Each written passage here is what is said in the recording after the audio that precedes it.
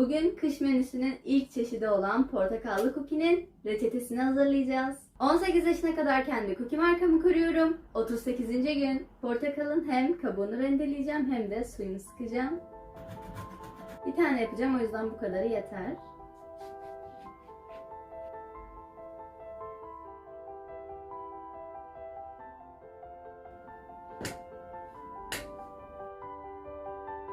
Tam bir çay kaşığı portakal rendesi.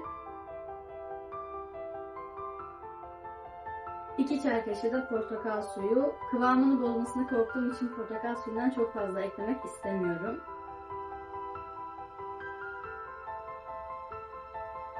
Bir çay kaşığı da portakal kabuğu rendeleyeceğim.